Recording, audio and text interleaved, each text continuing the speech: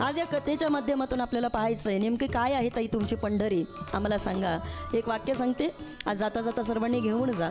ऐका, पंढरपूरमध्ये गेल्यानंतर तिकडं जाऊन पांडुरंगाचं दर्शन घेतल्यानंतर तुम्हाला तुमचे आईबाप भेटतील की नाही याची कोणतीही शाश्वती आम्ही तुम्हाला इथं बसून देऊ शकत नाही. पण घरामधल्या म्हाताऱ्या आईबापांची सेवा केल्यानंतर मात्र विटेवरचा मालक तुमच्या घरामध्ये येऊन तुमची सेवा केल्याशिवाय राहणार नाही. हां, विटेवरचा मालक तुमच्या घरामध्ये तो स्वतः यायला तयार आहे. पुंडलिकासाठी आता तो यायला निघालाय.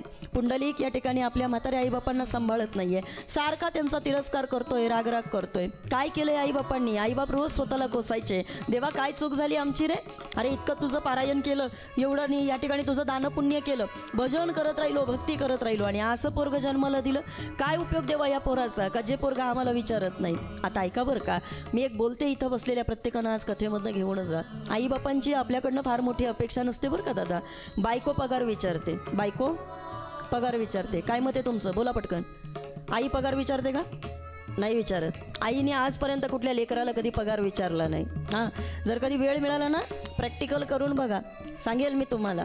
10,000ची साडी बायकोच्या हातामध्ये घेऊन जायची. किती? 10,000ची साडी बायको करता घेऊन जा. बस झाली ना का कमी झाली? नाही, तुम्ही म्हणत असाल तर वाढवते मी फक्त तुम्ही नाराज नका हो.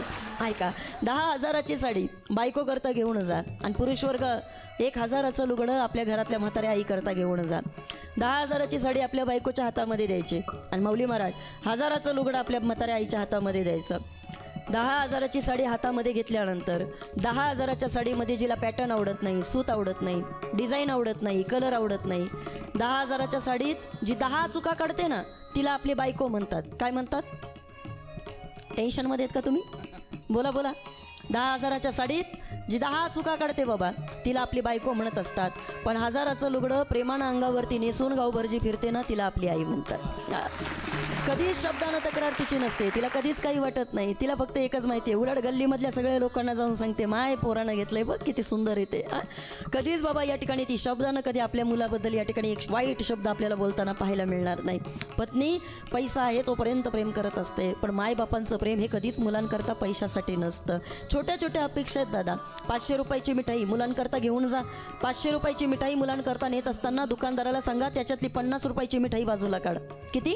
50 रुपयाची मिठाई. 450ची मिठाई मुलांच्या हातामध्ये द्या, आणि 50 रुपयाची मिठाई आपल्या म्हाताऱ्या आईच्या हातामध्ये द्या. नाही खात दादा तुमची आई, मी सांगते तुम्हाला, ऐका. आपली आई मिठाई खात नाही, खाल्लं तर एवढा एवढा तुकडा काढते आणि तेवढा फक्त तोंडामध्ये घालते आणि परत एखाद्या कागदामध्ये गुंडाळून ठेवते. दुसऱ्या दिवशी आपलं पोरगं रडायला लागलं ना का ते परत काढून त्या पोराच्या हातामध्ये ती मिठाई देते आणि म्हणते घे तुझ्या बापानं आणलंय. कोण करतं इतकं प्रेम? कोण करतं? हां, सांगेल मी तुम्हाला. आज पुंडलिकरायाला आपल्या आई काय ते कळत नाही, आज बाप काय ते कळत नाही. उत्तम मुलगा काय असला पाहिजे. समाजामध्ये मुलं आहेत ना, ययातीची कथा ऐकली तर आपल्या लक्षात येईल. उत्तम मुलगा कोणाला म्हणायचं, कनिष्ठ मुलगा कोणाला म्हणायचं, मध्यम मुलगा कोणाला म्हणायचं, याची उत्तरं सांगितली ययातीच्या ग्रंथामध्ये. असं म्हणतात ययातीला 5 मुलं होती, 5 मुलं, पण त्याला सासऱ्याकडनं शाप मिळाला होता की अकाली तुला वृद्धपकाळ भोगावा लागेल, आणि अकाली वृद्धपकाळ भोगावा लागेल म्हटल्यानंतर त्याला थोडं तारुण्यामध्ये जगायचं होतं.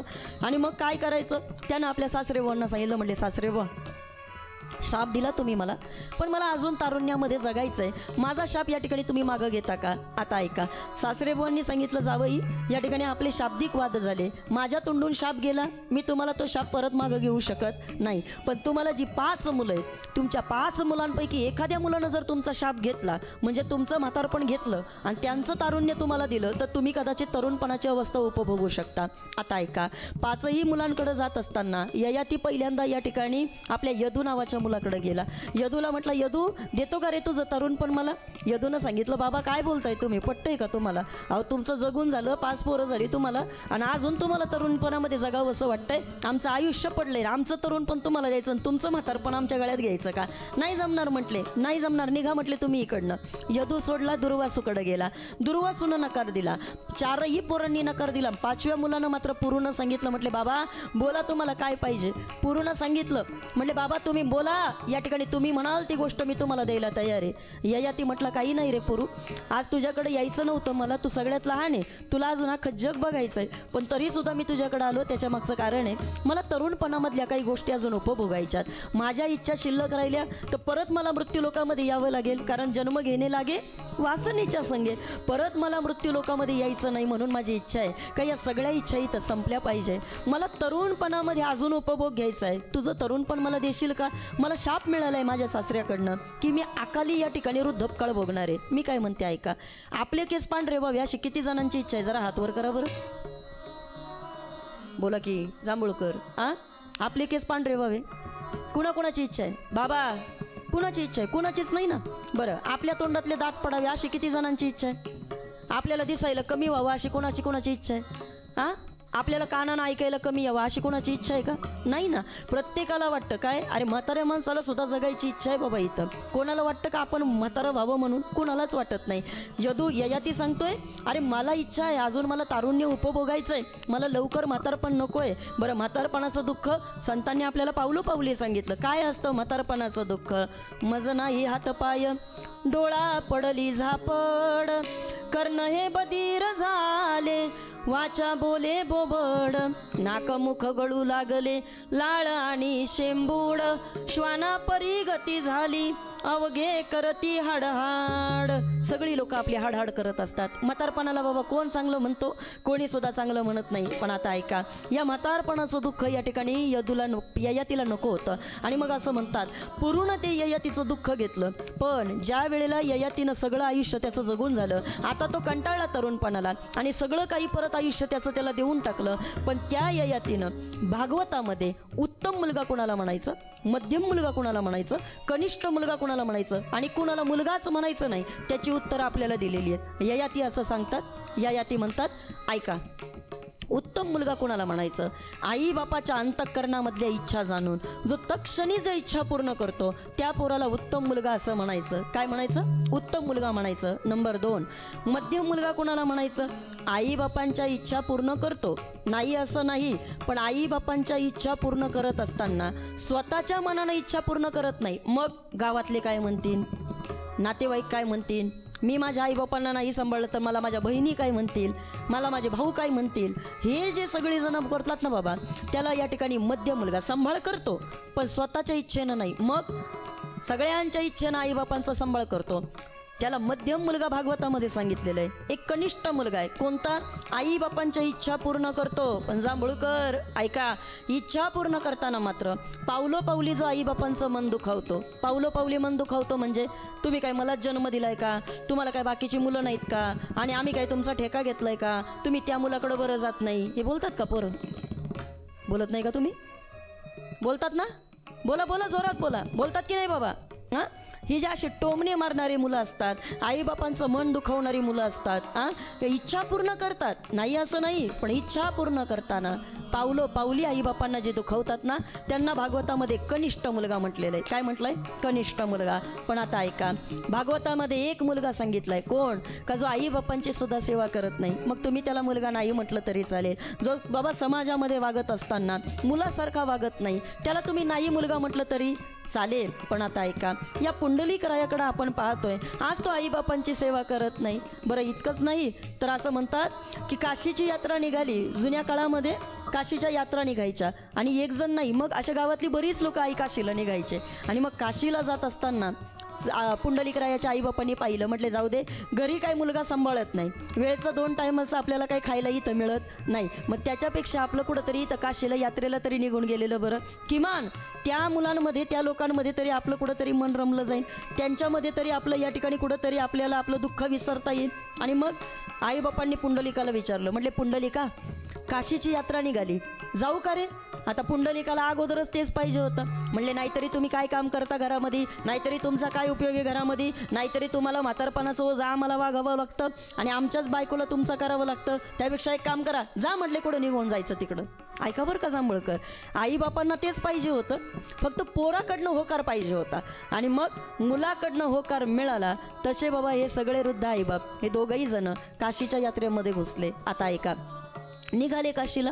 पण असं म्हणतात गावामध्ये परत एकदा काशीची दुसरी यात्रा चालू झाली आणि त्या दुसऱ्या यात्रेच्या वेळेला मात्र पुंडलिक रायाला आपल्या पत्नीनं सांगितलं. पत्नी म्हटली का हो, सगळीजणं काशीला जातात, सगळीजणं काशी करून येतात, हां म्हटले आपण एकदा बघून यायचं का काशी काय आहे ते बघूया म्हटले एकदा जाऊन. आणि मग पुंडलिकराय म्हटले बघ मला तसं काय आईबापांच्या मागं जायची गरज नाही, मला काय ते तिकडं काशीला वगैरे जायची काही इच्छा वाटत नाही, पण तू म्हणतेस ना म्हणून आपण काशीला जाऊ. ऐकताय ना तुम्ही सगळीजण का झोपले? आईबाप म्हणत होते पण आईबापांचं नाही ऐकलं बाबांनी. पण बायको म्हटली तर निघाला ना गडी काशीला. जसा काशीला निघाला तुकोबाराया म्हटले आजही समाजामध्ये अशी काही मुलं आहेत बाबा जे मायबापांचं नाही ऐकत, मग फक्त बायकोच्या आहारी जातात, पण त्यांच्या जीवनाचा बाबा कुठं आनंद व्यक्त केला जात नाही, त्यांच्या जीवनाची कुठं स्तुती नाही केली जात. मग तुकोबाराया त्यांच्या जीवनाचा उलट धिक्कार करतात. तुकोबा म्हणतात धिक जिनेजाचे धनावरी लोभ, ज्याला पैशापुढं माणसं कळत नाही, ज्याला पैशापुढं माणुसकी समजत नाही, नाती कळत नाही, लोकांना जपायचं ज्याला कळत नाही, नुसता पैसा पैसा पैसा पैसा. कथा येणार आहे आपल्या पुंडलिकाच्या या ठिकाणी पुढे.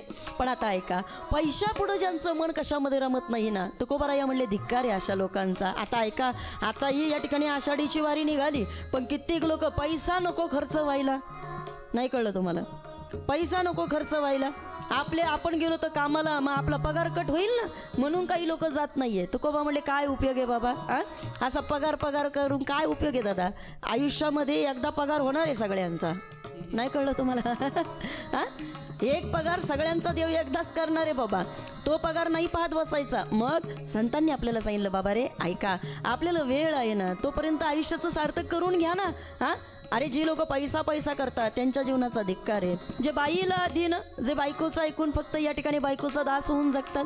काही जण तर सकाळीच आरती करतात, जय देव जय देव जय माझी बायको, तू जे जे सांगशील ते मी ऐक बाबा आता काय करायचं.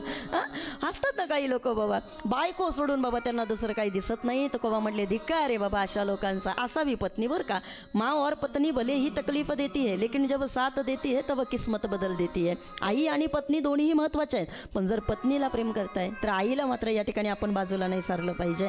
पुंडलिक राया पत्नीचा ऐकतोय आणि काशी यात्रेला निघाला. पण आता ऐका, वाटेमध्ये वृद्ध आईबाप या ठिकाणी त्याला दिसले. पैसा भरपूर पुंडलिकाकडं, आणि मग पैसा भरपूर असल्यामुळे त्यानं काय केलं, जाताना बाजारामधून भले 2 घोडे विकत घेतले. काय केले, घोडे विकत घेतले आणि त्या घोड्यावरती एका घोड्यावरती स्वतः बसला, एका घोड्यावरती बायकोला बसवलं. ऐकताय ना तुम्ही सगळेजण, ऐका. आणि मस्तपैकी दोघंही नवरा बायको असे घोड्यावरती बाजूनं जाताना असे वृद्ध आईबाप तिथं बघितले. पुंडलिकरायानं त्यांच्याकडे पाहिलं सुद्धा नाही बाबा, पाहिलं सुद्धा नाही. आईबापांनी पुंडलिकाकडे पाहिलं. आईबापांना मुलगा घोड्यावर नाही, मुलगा कुठेही जरी असला तरी त्याचं समाधानच असतं.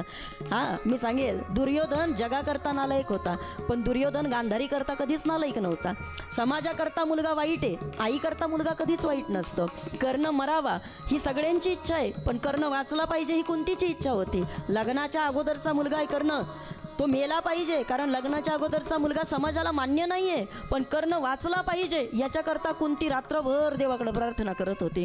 ऐका सांगते तुम्हाला, मुलगा समाजाकरता नालायक असू शकतो, मुलगा समाजाकरता वाईट असू शकतो, पण तो आपल्या आईकरता मात्र कधीच वाईट नसतो. काय असतं आईचं प्रेम दादा रे, लेकराचे हित आणि जाणे माऊलीचे चित्त, आई सेकळवळ्याची जाती करीला भाविन प्रीती.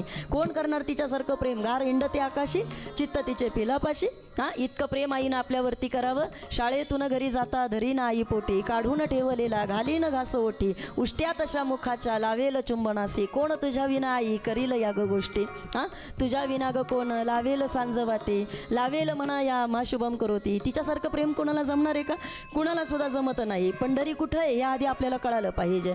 जायचंय पंढरपूरला, पण अगोदर आईचा आशीर्वाद घेऊन जायचंय. जायचंय पंढरपूरला, पण अगोदर वडिलांचं प्रेम तिथं घेऊन जायचंय. आणि मग इकडं पंढरपूरला निघालेला, काशीला निघालेला हा पुंडलिक असं म्हणतात आईकडं पाहिलं नाही, बापाकडं पाहिलं नाही. आईनं पाहिलं, आईनं काही विचार केला नाही. मग रात्रीची वेळ होती आणि मग रात्री कुठंतरी विसावा पाहिजे.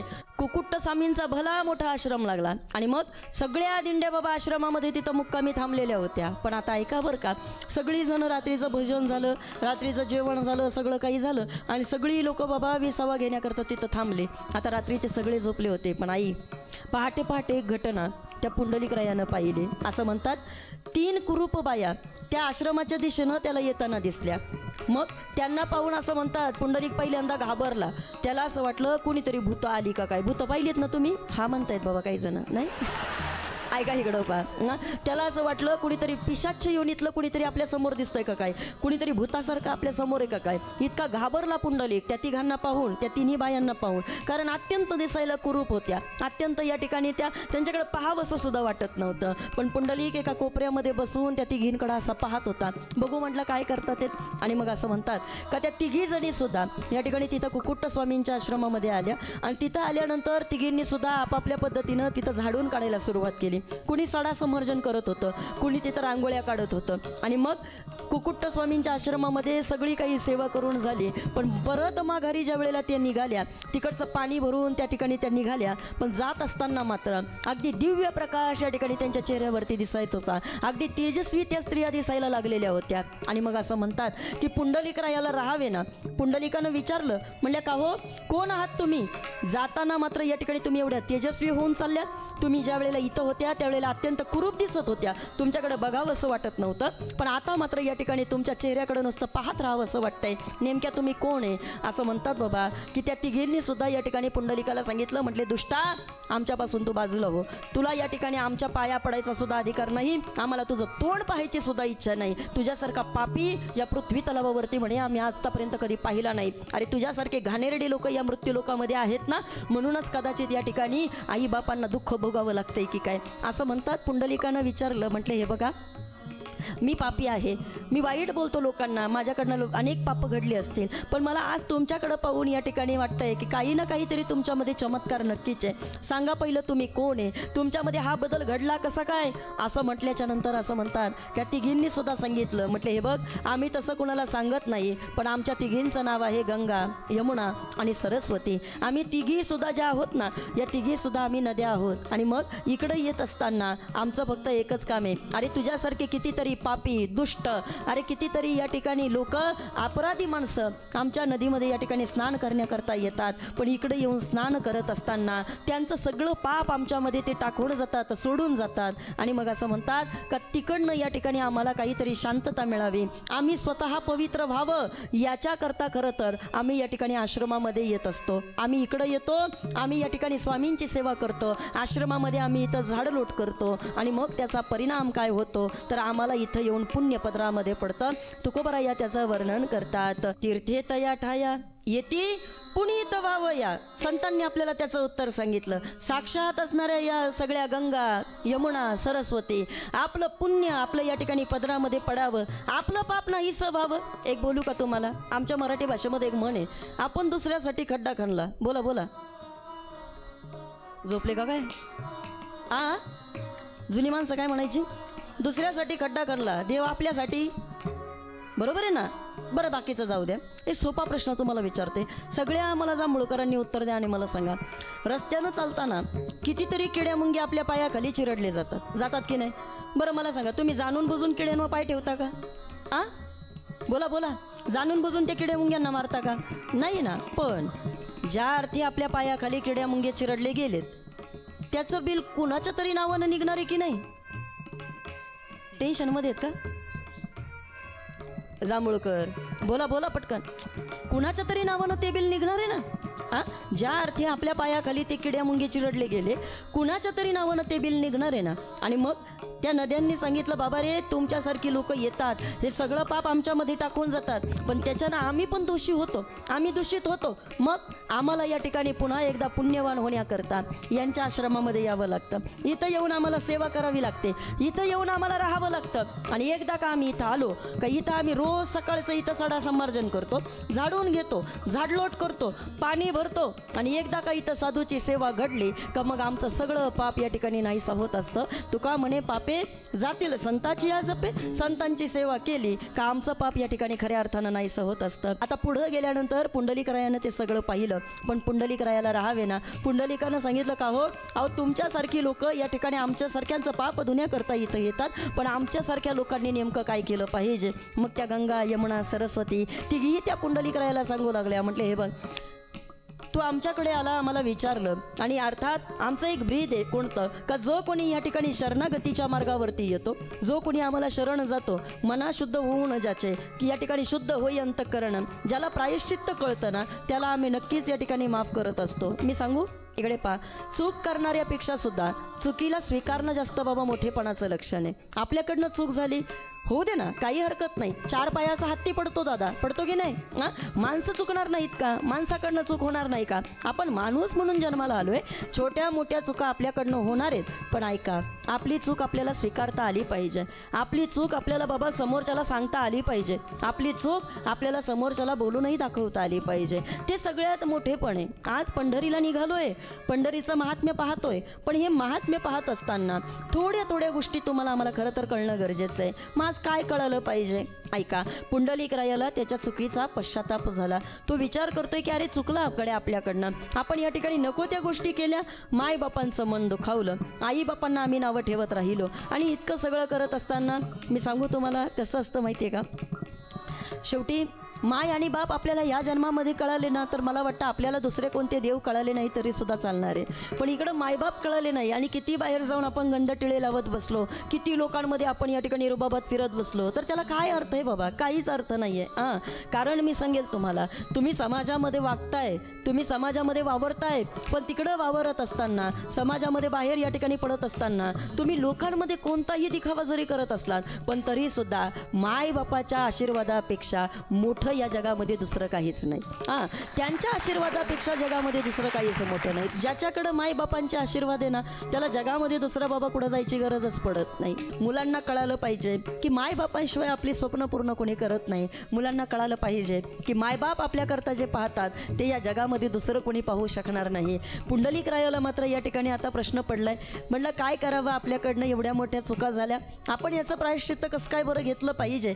तिन्ही नद्यांना त्याने प्रश्न विचारला, गंगा, यमुना, सरस्वती, तिघींना मी हात जोडतो, मी तुमच्या पाया पडतो, पण मला सांगा या सगळ्यामधनं माझी सोडवणूक कशी काय होईल? या सगळ्यातनं माझी सुटका कशी काय होईल? मला माझ्या पापाचं प्रायश्चित्त घ्यायचंय, ते प्रायश्चित्त मी कुठं काय कसं बरं घेतलं पाहिजे? आणि मग असं म्हणतात, अनन्य भावानं जो कोणी या ठिकाणी शरण जातो त्याला या ठिकाणी विटेवरचा मालक या ठिकाणी आपल्या जवळ घेत असतो. कारण भगवंताचं ब्रीद आहे. काय ज्ञानोबराया सांगतात, जो मज होय अनन्य शरण, तयाचे निवारी मी जन्म मरण, या लागी शरणांगत शरण मीची एको. ज्ञानोबराया म्हणतात, जो कुणी मला अनन्य भावानं शरण जातो, जो कुणी माझी शरणागती पत्करतो, जो कुणी या ठिकाणी माझ्या पुढं येतो, हां, आणि त्या कोणत्याही या ठिकाणी भक्ताला खऱ्या अर्थानं मी जवळ घेण्याचं काम करत असतो. आता कळालं पुंडलिकरायाला, काय आपण चुकलोय, आपल्या चुकीचं प्रायश्चित्त आपल्याला घ्यायचं आहे, पण ते चुकीचं प्रायश्चित्त कसं घ्यायचं? मग त्यानं ठरवलं, म्हटलं इथून पुढं झालेल्या चुका परत करणार नाही. चूक केली म्हटलं गडे आम्ही, या ठिकाणी माझं स्वतःचं तर नाव खराब केलं, पण माझ्या मायबापांचं नाव खराब केलं. माझी आई या ठिकाणी इतकी चांगली, माझे वडील या ठिकाणी एवढे ब्राह्मण, पण या ठिकाणी मी माझ्या कुळामध्ये येऊन मात्र चुकीचं वर्तन केलं, चुकीचं वागलो, आणि म्हणून या ठिकाणी आता इथून पुढं मात्र मी तसं करणार नाही. मग आता ऐका काय करायचं? पुंडलिकरायानं ठरवलं, आता आपला या ठिकाणी कायापालट करायचा, इथून पुढं झालेल्या चुका परत करायच्या नाहीत. जांभूळकर ऐका, चुका प्रत्येकाकडनं होत असतात, पण देव प्रत्येकाला चूक सुधारण्याची संधी या ठिकाणी देत असतो.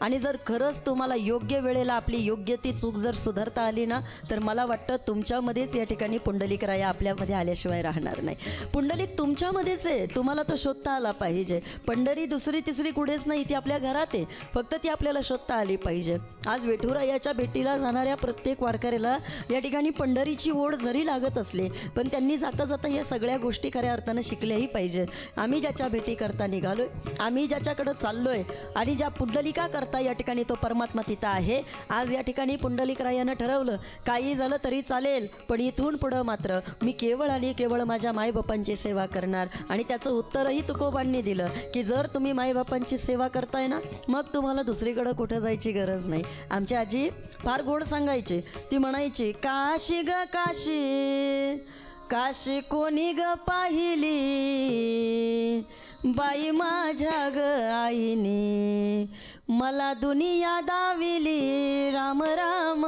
बाई ग. फार आईच्या गोड होया. ती म्हणायची, बाई काशी कोणी पाहिली? जुन्या काळातल्या बायांना काय काशीला जाता येत होतं का? जांभळच्या बायांना बोला. ती म्हणायची, कोणी पाहिली काशी? कुणाला माहिती काशी, पण आमच्या आईनं आम्हाला दुनिया दावली. याच्यापेक्षा मोठी काशी दुसरी काय असू शकते. आमचं हेच दर्शन काशीचं. आणि मग असं म्हणतात, कुकुट्ट स्वामींच्या आश्रमामध्ये या ठिकाणी ज्या वेळेला त्या सगळ्या नद्यांना पाहिलं, पुंडलिकाचे डोळे भरून आले. आणि मग त्याला कळालं की चला आपण ज्याच्या आश्रमामध्ये थांबलोय त्यांनी त्या कुकुट्ट स्वामींना विचारलं. म्हणले, कुकुट्ट स्वामी, काशी इथनं किती लांब आहे, किती दूर जायचं आहे. त्यावेळेला कुकुट्ट स्वामींनी सांगितलं, म्हटले हे पहा, काशी असं लोक म्हणतात, कुणी म्हणतं 1 कोस आहे, कुणी म्हणतं 1.5 कोस आहे, पण मी तुम्हाला खात्रीनं सांगतो 2 कोसाच्या पुढं नाही आहे. पुंडलिक म्हटलं काय, अहो एवढी लोक या ठिकाणी लांबून लांबून काशीला येतात आणि तुमच्या मागं आजूबाजूला 2 कोसावर काशी, आणि तुम्ही अजून काशीला गेले नाही. कुकुट्ट स्वामी म्हणले, मी अजून कधीच काशीला गेलो नाही. अहो आज काय करता म्हटले, तुम्हाला कळतंय का नाही, एवढ्या जवळ तुमच्या काशीचं क्षेत्र असून सुद्धा तुम्ही काशीला गेले नाही, याच्या मागचं काय कारण आहे. आणि मग असं म्हणतात की सगळ्या लोकांनी सांगितलं, म्हटले ज्याच्या आश्रमामध्ये थांबलोय तो आश्रम साधा नाही आहे. कारण जर इकडं नदी, गंगा, यमुना, सरस्वती या तिघी जणी येत असतील, तर त्या नद्या जर स्वतः इकडं पुण्यवान होण्याकरता येत असतील, मग विचार करा कुकुट्ट स्वामींचा आश्रम किती पुण्यवान असू शकतो. काय पुण्य होतं ताई त्या कुकुट्ट स्वामींचं, आम्हाला जरा सांगा ना. पुंडलिकानं विचारलं आई कुकुट्ट स्वामींना, तुम्ही काशीला गेले नाहीत, जवळ काशी आहे, मग तुमचा इथं राहून उपयोग काय, इथं तुम्ही काय करता. त्यावेळेला कुकुट्ट स्वामींनी सांगितलं, म्हटले माझ्यावरती जबाबदारी आहे. कशाची, संसाराची जबाबदारी असल्यामुळे म्हटले मला काशीला जाता आलं नाही, मी काशीला जाऊ शकलो नाही. अहो पण आम्हाला सुद्धा संसाराची जबाबदारी आहे. पण म्हटले हे पा, मी काशीला जात नाही त्याच्या मागचं कारण आहे, माझे आईबाप म्हातारे झालेत, मी त्या म्हाताऱ्या मायबापांची सेवा करतोय. मला फक्त याच्यामध्ये मला काशी दिसते, याच्यातच मला पंढरपूर दिसतं, याच्यातच मला सगळी तीर्थ दिसतात.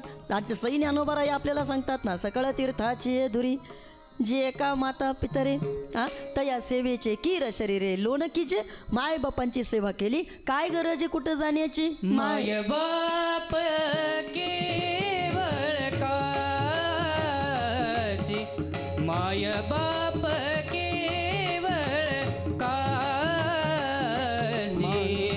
बाप केवळ काशी, माय बाप केवळ काशी. तेने न जावे तीर्थासी, तेने न जावे तीर्थासी, माय बाप केवळ काशी, माय बाप केवळ काशी. तेने न जावे तीर्थासी, तेने न जावे तीर्थासी, माय बाप केवळ काशी, बाप केवळ माय बाप केवळ काशी, तेने न जावे तीर्थासी, पुंडलिके काय केले, परब्रह्म उभे ठेले. माय बाप केवळ काशी, तेने न जावे तीर्थासी, पुंडलिक काय केले, परब्रह्म उभे केले.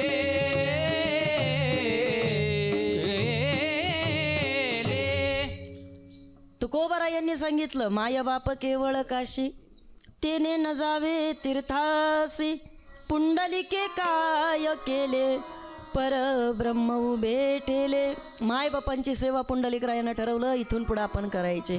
कुकुट्ट स्वामींकडे पाहिलं आणि मग कळालं, अरे मायबापांची सेवा केली, आता दुसरीकडे कुठं जायची गरज नाही, आता हीच आमची पंढरी. आणि असं म्हणतात काशीचं दर्शन करून आणलं, परत लोहदंड क्षेत्रामध्ये म्हणजे पंढरपुरामध्ये आले पुंडलिकराय.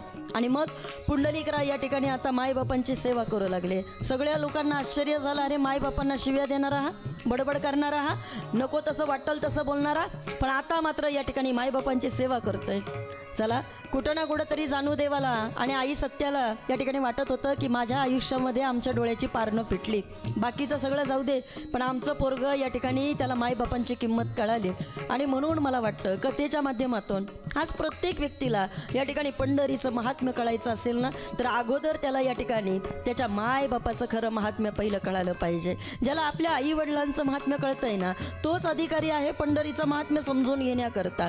पण ज्याला आपल्या आई वडिलांची किंमत नाही, त्याला पंढरीचं महात्म्य कधीच समजू शकत नाही. हां, आणि मग कारण आमचे संत सांगतात, क्रोधी अविश्वासी त्यासी विरोध कैसा, व्यर्थ आपली वाचा शिनवू नये. कुणापुढेही हे तत्वज्ञान सांगून उपयोग नाही. आम्ही तुम्हाला सांगायचं, पण या ठिकाणी आम्हीच आमच्या आईशी उलट बोलायचं, आम्हीच वडिलांशी उलट बोलायचं, मग काय अर्थ आहे त्याला? काहीच अर्थ नाही. मग आपल्या मायबापांवरती आपलं पहिलं प्रेम असलं पाहिजे, कारण ते आपले सगळ्यात पहिली पंढरी आहे, ते आपलं सगळ्यात पहिलं आराध्य दैवत आहे. आणि तसंही हिंदू धर्मामध्ये आपल्याला काय शिकवलं जातं? मातृदेव भव, पितृदेव भव, बरोबर आहे. हे आपले पहिले 2 देव सांगितले का यांची पूजा आम्ही सर्वांनी केलीच पाहिजे. नित्य देव आहेत, यांचे रोज आपण या ठिकाणी दर्शन घेतलं पाहिजे. काही नाही लागत, आईला फक्त विचार, आई तुझी तब्येत बरी आहे ना, बरं वाटतंय ना तुला, जेवण केलंस का, एवढं विचारलं तरी सुद्धा विटेवरची रुक्मिणी बाबा आपल्याकडे पाहून हसेल. हां, आपल्या म्हाताऱ्या आईबापांच्या, म्हाताऱ्या वडिलांच्या चेहऱ्यावरचं हसू पाहायचं असेल ना, तर कधीतरी त्यांना जाऊन विचारा, बाबा बरं चाललंय ना, कशाला काळजी करता, फक्त व्यवस्थित खात पीत जा, तुम्हाला काय लागेल आम्हाला सांगत जा. एवढं जरी या ठिकाणी बोललो तरी विठेवरचा विठ्ठल बाबा या ठिकाणी आपल्याकडे कौतुकानं पाहिल, पण आपल्याला ते कळालं पाहिजे. आणि म्हणून आज पुंडलिकराय या ठिकाणी इतके काबाड कष्ट करत राहतोय.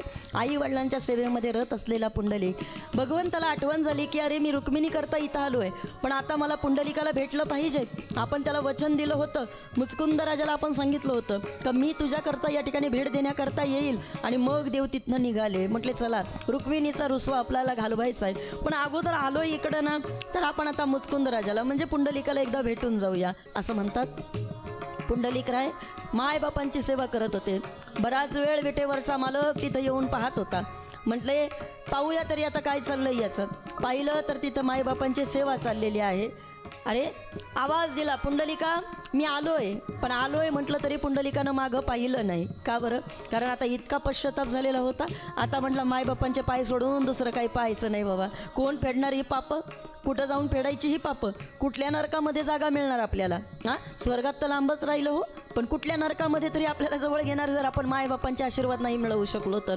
आणि मग असं म्हणतात पुंडलिकराय सेवेमध्ये इतका रथ आहे. भगवंतानं आवाज दिला, पण तरीसुद्धा पुंडलिकराय या ठिकाणी मागं बघायला तयार नाही. एकदा आवाज दिला, पुंडलिक मागं बघत नाही. 2दा आवाज दिला, मागं पाहत नाही. आणि मग असं म्हणतात, तिसऱ्यांदा आवाज दिला, पुंडलिका अरे आलोय मी, बघ ना माझ्याकडे. आणि मग बाजूला अशी एक वीट होती, वीट माऊली महाराज, मंदार महाराज, वीट होती बाजूला, ती वीट घेतली आणि त्या पुंडलिकरायानं तिकडं त्या देवापुढं अशी नेऊन ठेवली. म्हणजे बस बाबा इथं उभा राहा तू. आणि मग असं म्हणतात बाबा, तेव्हापासून आजपर्यंत विटेवरचा मालक त्याच विटेवरती उभा आहे. कुठल्या? जी पुंडलिकरायानं वीट त्या देवाला फेकून मारली होती ना, देवा घे आणि इथं उभा राहा, सारखी बडबड करू नको, मी माझ्या मायबापांची सेवा करतोय. आणि म्हणून आजही वारकऱ्यांना प्रश्न पडतो, काय उभा कसा राहिला विटेवरी, उभा कसा राहिला विटेवरी, उभा कसा राहिला विटेवरी, उभा कसा राहिला विटेवरी.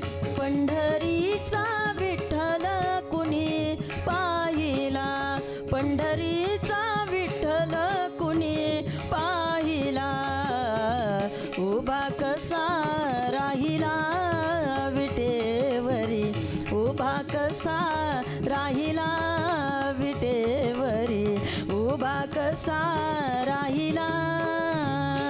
पंढरीचा विठ्ठल कुणी पाहिला, पंढरीचा विठ्ठल कुणी पाहिला, उभा कसा राहिला विटेवरी, उभा कसा राहिला विटेवरी, उभा कसा राहिला राहिला.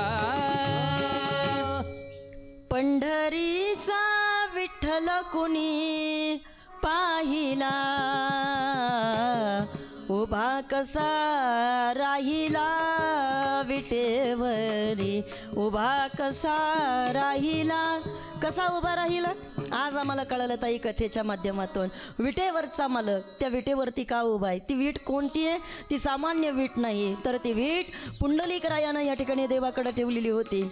मायबापांच्या सेवेमध्ये रत असणारा पुंडलिक आज देवाला या ठिकाणी त्या विटेवरती उभा राहायला सांगतोय. पण आता ऐका बरं का, तेव्हा विटेवरती उभं राहायला सांगितलंय, पण अजूनही पुंडलिकरायाची मायबापांची सेवा चालूच आहे. एवढी युग उलटली पण तरी सुद्धा विटेवरचा मालक अजूनही त्याच विटेवरती उभा आहे. आरतीमध्ये वर्णन केलं जातं, युगे 28 विटेवरी उभा, वामांगी रखुमाई दिस दिव्य शोभा, पुंडलिकाच्या भेटी परभ्रम आले गा, चरणी वाहे भीमा उद्धरी जगा. एवढी युग झाली पण अजूनही विटेवरचा मालक त्या विटेवरती उभा आहे. मला एक बसलेल्यांनी सांगा बरं, काय गरज आहे हो विटेवरच्या मालकाला इतके दिवस या ठिकाणी त्या भक्ता करता तिथं थांबायचे?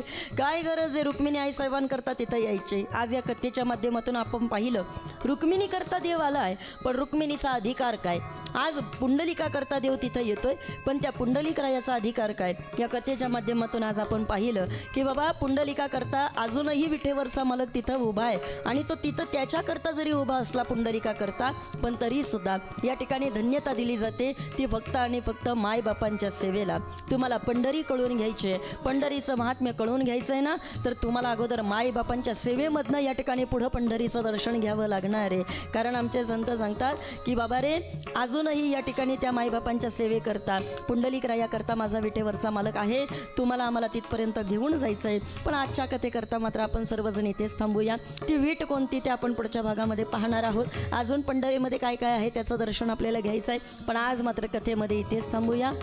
न्यूनते पुरते अधिकते सरते, करुण घ्यावे ते तुमते विनवीतसे. पुंडलिक वरदेव हरी विठ्ठल, श्री ज्ञानदेव तुकाराम, पंढरीनाथ भगवान की जय, माऊली ज्ञानेश्वर महाराज की जय, जगद्गुरु संत तुकाराम महाराज की जय. बोलो रे भाई सब संतन की जय. विठ्ठल विठ्ठल विठ्ठल विठ्ठल विठ्ठल विठ्ठल पांडुरंग, विठ्ठल विठ्ठल विठ्ठल विठ्ठल विठ्ठल विठ्ठल पांडुरंग, हरी विठ्ठल विठ्ठल विठ्ठल विठ्ठल विठ्ठल विठ्ठल पांडुरंग, विठ्ठल विठ्ठल विठ्ठल विठ्ठल विठ्ठल विठ्ठल पांडुरंग, हरी विठ्ठल विठ्ठल विठ्ठल विठ्ठल विठ्ठल विठ्ठल पांडुरंग, विठ्ठल विठ्ठल विठ्ठल विठ्ठल विठ्ठल विठ्ठल पांडुरंग, विठ्ठल विठ्ठल विठ्ठल विठ्ठल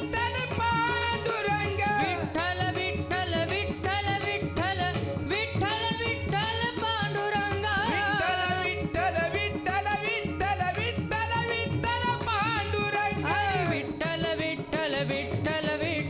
विठ्ठल विठ्ठल पांडुरंग, विठ्ठल विठ्ठल विठ्ठल विठ्ठल विठ्ठल विठ्ठल पांडुरंग, विठ्ठल विठ्ठल विठ्ठल विठ्ठल विठ्ठल विठ्ठल पांडुरंग, हरी विठ्ठल विठ्ठल विठ्ठल विठ्ठल विठ्ठल विठ्ठल पांडुरंग, विठ्ठल विठ्ठल विठ्ठल विठ्ठल विठ्ठल विठ्ठल पांडुरंग, विठ्ठल विठ्ठल विठ्ठल विठ्ठल विठ्ठल विठ्ठल पांडुरंग, विठ्ठल विठ्ठल विठ्ठल विठ्ठल विठ्ठल विठ्ठल पांडुरंग, विठ्ठल विठ्ठल विठ्ठल विठ्ठल विठ्ठल विठ्ठल पांडुरंग, विठ्ठल विठ्ठल विठ्ठल विठ्ठल विठ्ठल पांडुरंग, विठ्ठल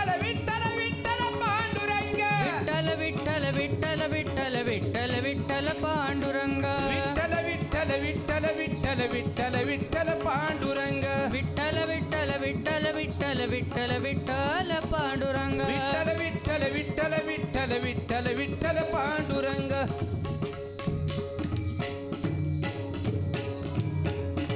माऊली, नवविधा भक्तीमध्ये श्रवण भक्तीला खूप महत्व आहे माऊली, अनन्य साधारण महत्व आहे. आणि श्रवण म्हणल्यावर आपल्या डोळ्यासमोर कोण येतो तर श्रोता. माऊली, कीर्तनकार कीर्तन करतात, निरूपण करतात, भारूड करतात, त्यातून काही कथा सांगतात, त्या कथांमधून अर्थ सांगतात आणि तो अर्थ श्रोत्यापर्यंत पोहोचतो आणि या श्रोत्याला तो अर्थ काय उमगतो हे आपल्याला जाणून घ्यायचं आहे. तर आपण वारीमधल्या श्रोत्यांना भेटूया, वारकऱ्यांना विचारूया त्यांच्यातल्या श्रोत्याने अभंगांच्या काही ओळींचा कसा अर्थ घेतलेला आहे.